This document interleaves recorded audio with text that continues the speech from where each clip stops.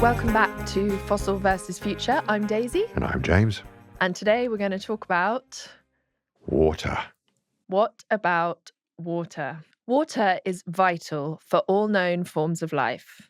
And there's a lot of it on this planet. Around 326 million trillion gallons. Water is constantly moving through the water cycle, evaporating from the ocean, traveling through the atmosphere, falling as rain or snow, and eventually flowing back into the ocean. Our oceans cover about 70% of the planet, with an average depth of 3.7 kilometers.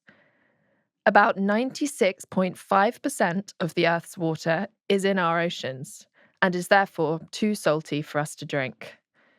Fresh water, therefore, makes up less than 3% of the Earth's total water. But most of that is locked away in glaciers, ice caps, or deep underground. So, less than 1% of water is usable and available fresh water. While Earth will technically never run out of water, clean fresh water is not always available where and when we need it. Water and climate are inextricably linked. Climate change is disrupting the water cycle, altering where, when, and how much water is available. Rising temperatures are shifting rainfall patterns, leading to heavier downpours and flooding in some areas, while causing prolonged droughts in others. Melting glaciers and ice caps are contributing to rising sea levels, threatening coastal communities. Climate change also affects water quality. More extreme weather can lead to pollution runoff, saltwater intrusion, and the spread of waterborne diseases. As fresh water becomes scarcer or more contaminated, access to clean, safe water becomes a growing global challenge. The climate crisis is a water crisis.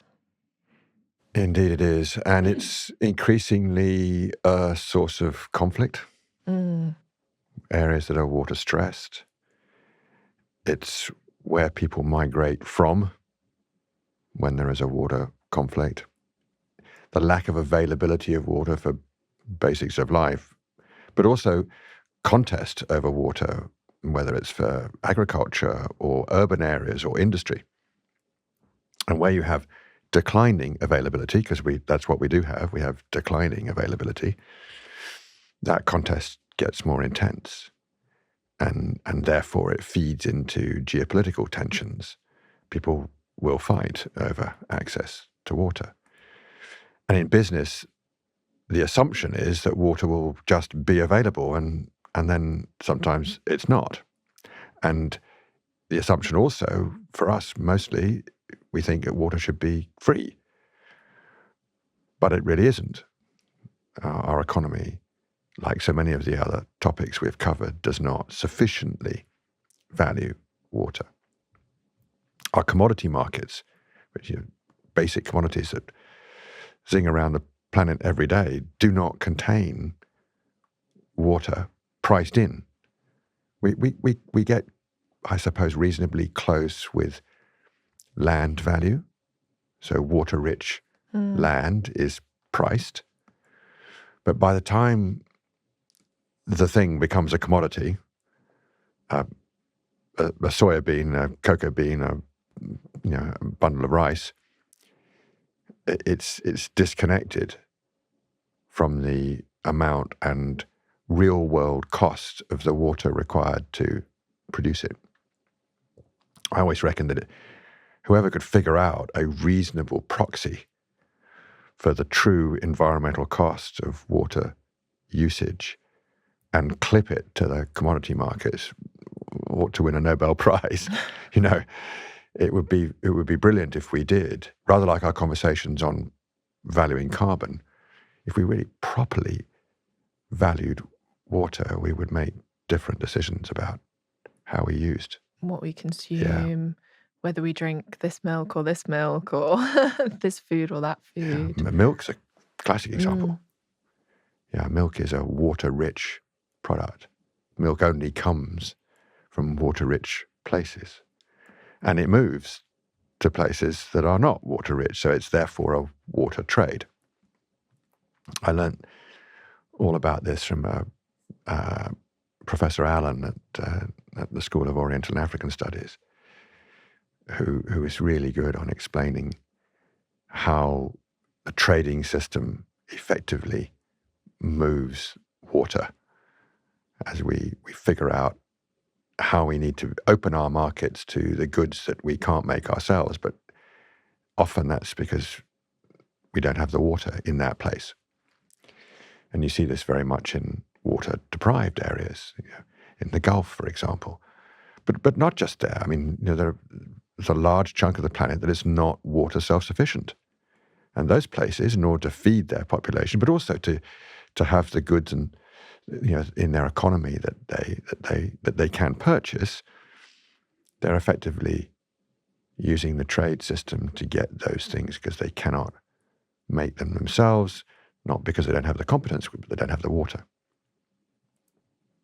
So are there discussions about setting up some sort of water market in the same way there are carbon markets, or it's just At the too moment, complex, or yeah, it there's seems not to be beyond recognition?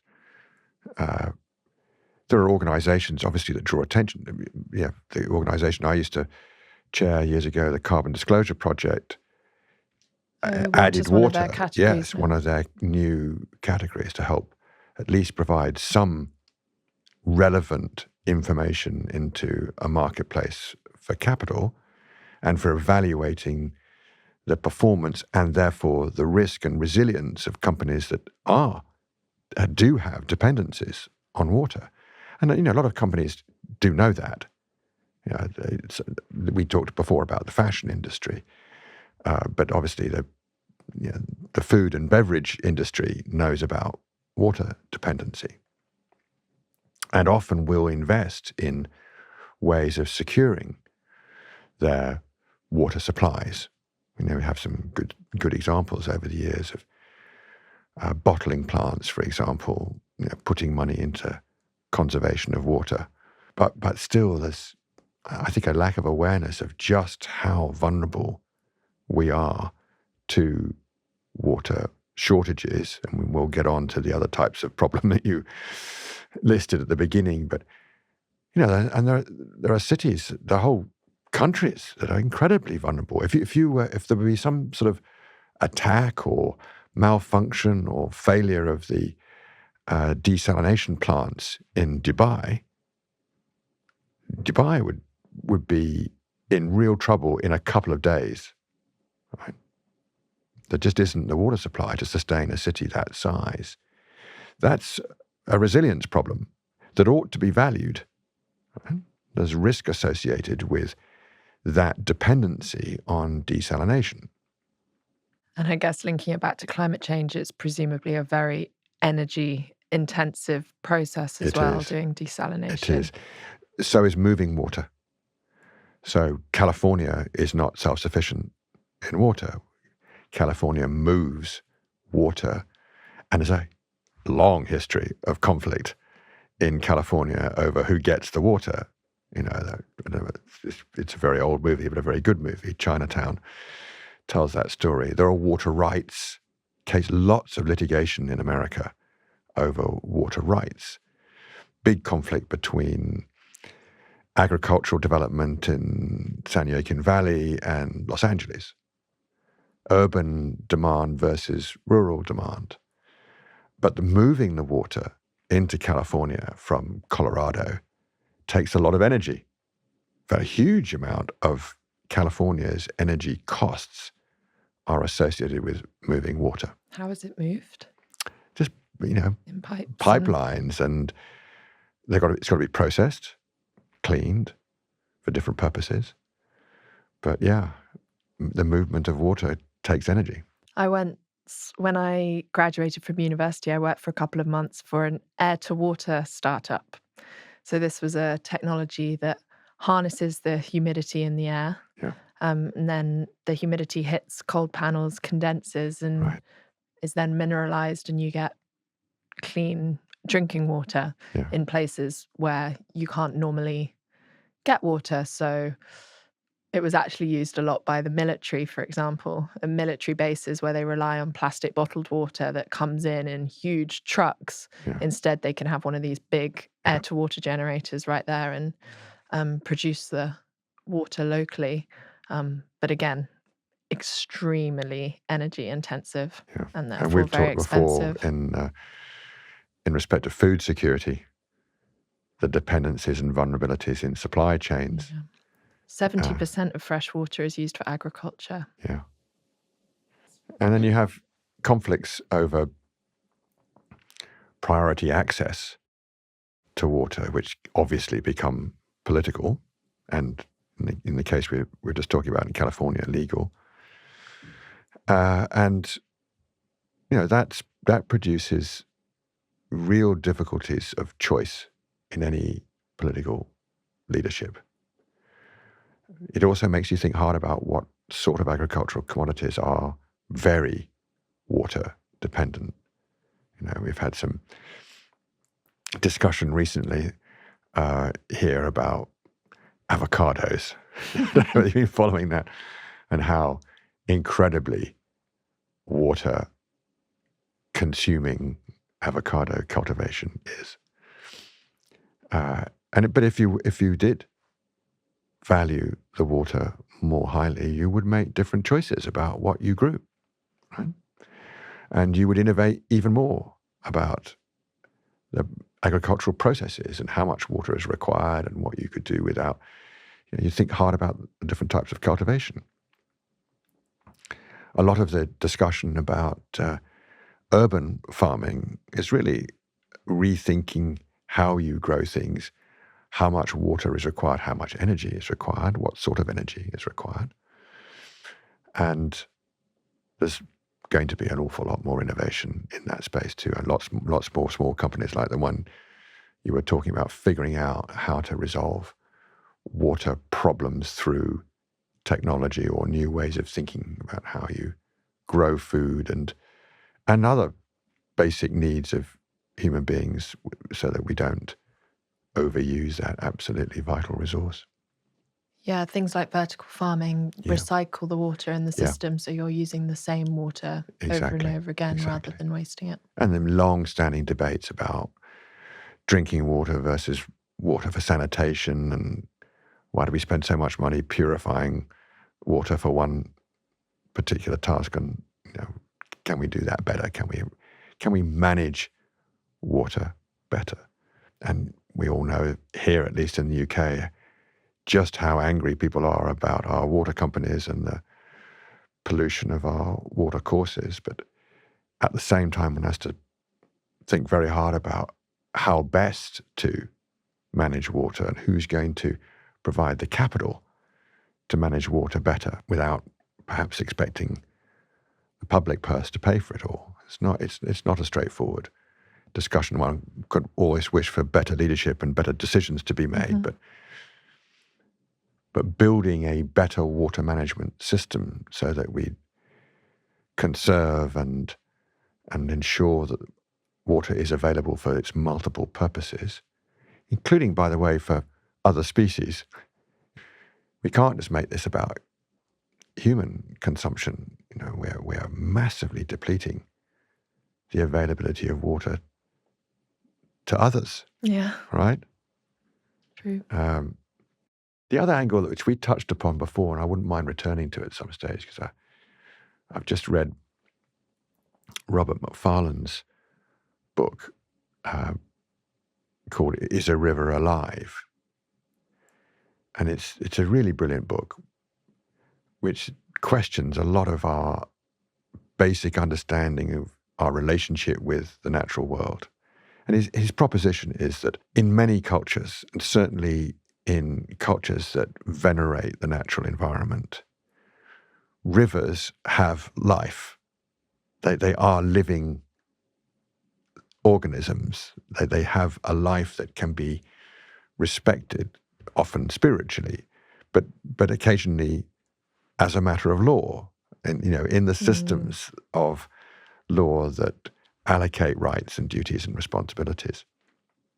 And I've always been interested in that. As you know, I've always liked the idea of extending concepts of human rights and constitutional duties into the natural environment.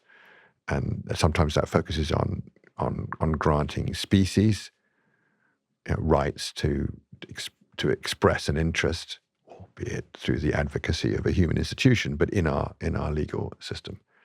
But it's not difficult for me, at least, to think through how water could have a recognizable life in our legal system, and how, if it did, it would command the kind of respect that would make us protect the life of rivers in a way that would be to our benefit, no question, but would also be of value to landscape, to natural beauty, to other species, and would perhaps allow us to have a higher quality connection with the natural world than we currently do.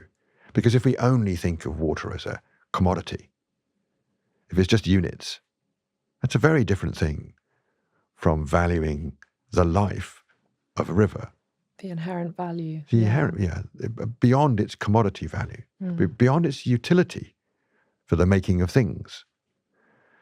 A much deeper connection between us as humans and the source of life. It's a profound thing.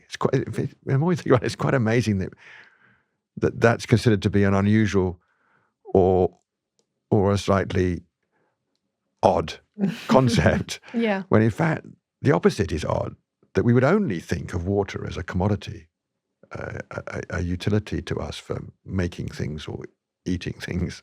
When it's so much more than that. Yeah. We literally can't live without it. How did we so belittle it? So I also think that, we're in a very turbulent time where the politicization of the climate change issue has just reached a peak. And there's genuine fear, certainly in America, for those who work on climate. It's a really uncomfortable moment. But I'm hoping, and I can't do better than that, I'm hoping that focusing on water and the just sheer essential value of water for life might help us overcome some of these polarizations, produce a good effect. We did attempt to talk about that in the nature episode, I know, and maybe it is sort of wishful thinking. Perhaps it is, but I think focusing on water is a really good approach. If you're a campaigner, I think it's a good approach. I'm chairman of the Professional Cricketers Association, right? And I love sport, and I'm really, really interested in sport as a way of bringing people together, but also sports people having a platform to talk about important things like climate change. But right now, I would understand if in various parts of the world, someone with a sporting name and reputation might want to be careful about speaking about climate change, certainly in the States. But water, I'd like to see more people stand up to talk about how essential water is. And the sporting world should be able to do that convincingly. Not just those sports that are water sports, but come on, cricket, very definitely. There are, I think there's a good prospects there. I've talked to Stuart Orr at WWF, who runs the water campaign, and my old mate Mina Guli, who I admire massively, who's out there running around the world campaigning on water. I think sport's got a lot to offer on climate by focusing on water. Yeah, I really like the idea of, because there's needs to be such a change in language, I think, and so using water because I've heard people talking about nature, but I think water is even more obvious. Like, no one can deny the fact that we need so. Yeah.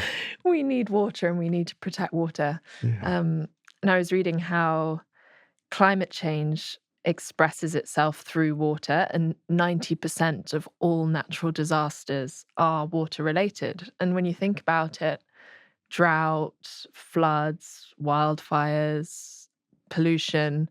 So many of the natural disasters that are linked to climate change are linked to water. Yeah, that's a good phrase. And Climate change expresses itself through water.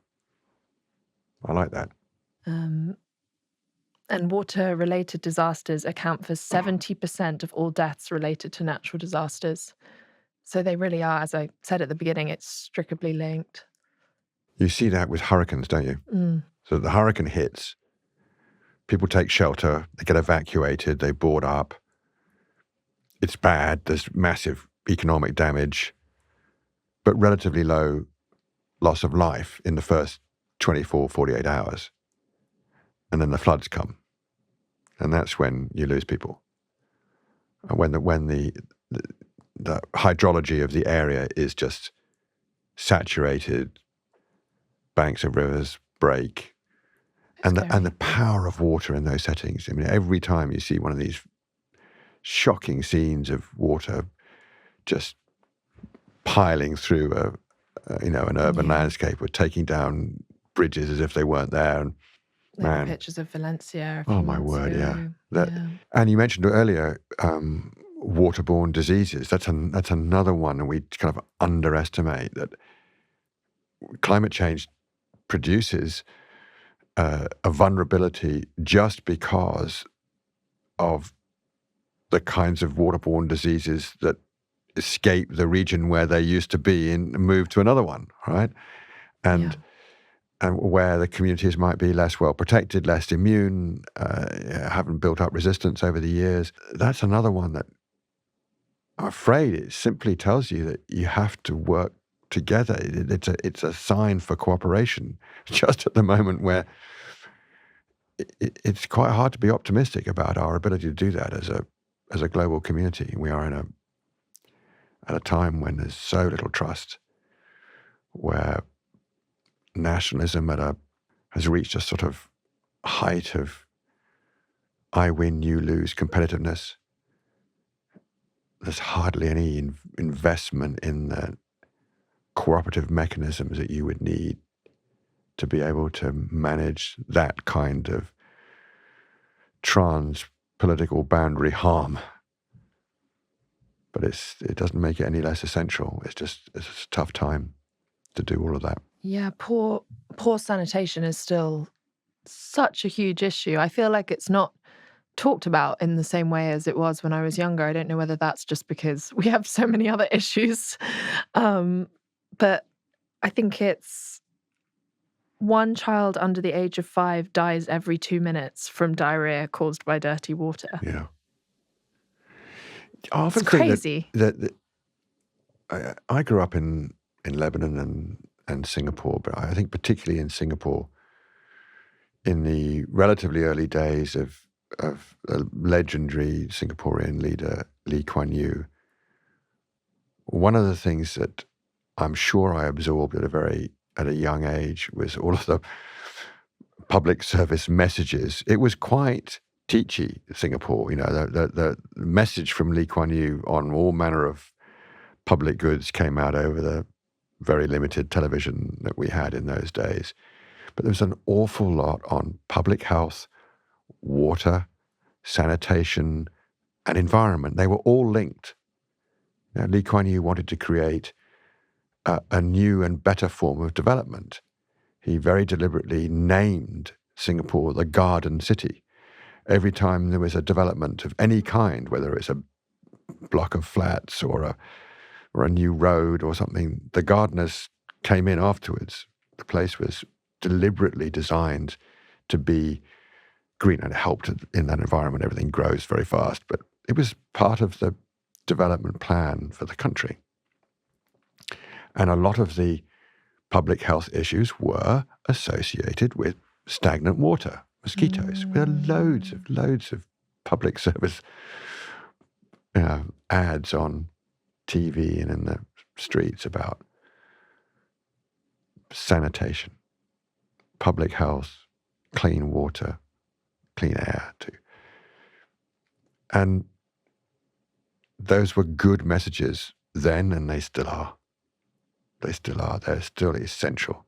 And if you start to take them for granted and you get complacent, you pay in people's lives. But I guess it's making a sort of investable product Yeah. from those kind of issues is challenging, and it probably does rely on aid and philanthropy really to. Which is in decline. Yeah. No, the collapse of USAID has a knock-on effect in all of the multilateral institutions, including, of course, the World Bank, 20% of its budget. Yeah. So many of the initiatives that are collaborative already for humanitarian relief and US money is a significant part of the overall budget. It's all stopped. Some of it may come back, but the vast majority is gone. Other governments, like our own, have quite literally switched from development into defense. Others will do the same. The world of philanthropy can't cope. I mean, most philanthropic organizations are overwhelmed right now with responding to these crises, filling the gap left by governments. Choices are having to be made. Bill Gates has continued to be committed to the public health issues, but has dropped breakthrough energy, for example, just this week. Oh, I hadn't heard that. Go on. Those are choices that people are going to make. There isn't a very obvious substitution right away, but there will have to be. We'll have to find a rationale that will be persuasive to private investors to invest, as we've talked about before, in natural capital. If you do that, you're much more likely to store, regulate, and manage water better. If you adopt natural capital as an investment strategy, it will have a material benefit on water. Infrastructure, yes, we know about hard infrastructure. We understand that if you're going to manage water effectively, you need to do pipes, you need to do plant, you need to do stuff that actually the investment world knows how to do. But let's face it, they've been encouraged to invest through incentives the governments provide. Risk transfer products, we're going to talk about insurance. The kind of capital deployment that we're talking about needs risk mitigation provided by governments and the insurance sector to get money deployed fast enough and at scale to be able to build the kind of infrastructure that will allow us to properly manage water when there is scarcity.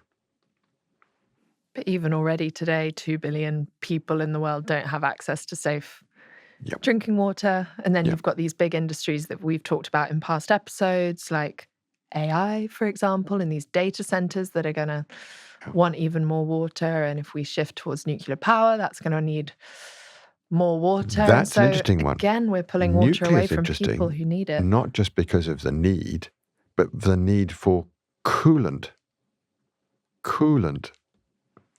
Rising temperatures, the water becomes useless for cooling. This has happened already in more than one occasion. Nuclear plant in France, in La Haye, shut down because the water temperature is too high for the water to be used as coolant. It's not so widely understood at how that's another dependency. What? Well, for all the complaints about the intermittency of wind, if you shut down a nuclear plant, it's not functioning, it's not doing its thing. So, water. And then there's water availability for hydro, for example. If you have drought conditions, you don't have the flow. So these are big systemic issues, and they're growing populations. Yep. Yeah, exactly. So a proper attention to water, its value, its availability, the contest over who gets access to it, the inevitable consequences. If you don't have access, you move. You get on your way to where there is water. Wherever you are in the world, you and I would do the same tomorrow. Well, you have to. You have to. to It's a survive. total instinct. You move to where the water is. So I very much hope that despite the tumult and chaotic circumstances that we are in, that those who have real-world power to exercise pay proper attention to water, even if they don't, politically, they don't want to raise a climate change flag for what they're doing. Doesn't matter. Focus on water. If you focus on water and you really want to do something about it, indirectly, you'll probably do something useful for managing the climate change. At the very least, you'll create better adaptation. Resilience, and build resilience. Yeah. And I think the natural capital approach, which I favour anyway, but if you do adopt that, then there has been some quite promising news recently that more capital is being arranged and focused on nature. There was a bond issuance the other day by Goldman Sachs. There is some promise in that. If that increases, then I know that some of that money will be deployed in ways that will be helpful to a better management of water. So awareness raising is probably almost the most important step for us to take. Probably, now. yeah. Probably. That's why I'm so intrigued about the use of sport as a platform. There'll be others too, but I think sport's quite good for Matt focusing Damon on- has a water charity, I think. He does, doesn't he? Yeah, he does. And the sanitation point too. But basic sanitation really matters. Always has done. And with urban populations increasing, really, really important to get that right. The other thing that does give me some hope is that when people do focus on water, and particularly when they do it and nature at the same time, communities respond really positively. You've seen it with protest here, but frankly, it's pretty universal. People hate rivers being destroyed, wherever they are in the world. You just know something's wrong with the world when you can't swim, you can't drink, and when things are just dying, and it's the river is dying. Then there's a problem you want to do something about, and people organise well around restoration, and rivers do restore quite quickly, just like the marine environment restores really quickly. If you stop dredging the ocean bed and you leave it be for a short while, it restores itself very quickly. That lends encouragement. And the same will be true with a lot of the watersheds that we've destroyed around cities, for example. If you consciously restore those watersheds, they provide clean water very fast. Within a decade or so, you'll get a benefit. So I like that feeling of effective restoration that you can get, and good community organization that makes people feel like they're fixing stuff themselves. There's probably no alternative but to really concentrate on water being a political and policy priority too. Yeah, I think it's hard to think about what you can do as an individual with water, because as we've been speaking about, it is a global issue. But then, if I turn off the tap when I brush my teeth, which I do, how does that help someone across the other side of the world? Because water is such a, as you said, it moves. source. Yes. Well, it is local, but also in your intro, it's in constant motion. Yeah. Which does mean that whatever you do matters. Right? Might be a good example of, however small a contribution it is, it's a contribution. So much also depends on none of us can fix all these problems ourselves, right? We're very small things, right? But what matters is the state of mind, is what we're trying to do, is the purpose, is the motive, if all of those things are right, then your small contribution is a real one. And it's the valuing it, I suppose, as well. Yeah, and if you can Obviously, we do need, we've talked about this before, you do need to value something in an economic sense if you want to make a difference in your economic system. But then these other values that we've talked about too, tonight and elsewhere, that really matter. If you can feel a connection with other species or a living thing that called a river, that makes a difference to how you behave. It always will. However modest your contribution is, if you have that feeling and you can describe it and talk about it, so much the better. If you can share it with someone else who has the same feeling, great. And if you can organize around it, that multiplies the value of your individual concern. So we need a fundamental change in how we understand, value, and manage our water. That'll do. It's absolutely incredible how much water is used for AI in cooling these data centers.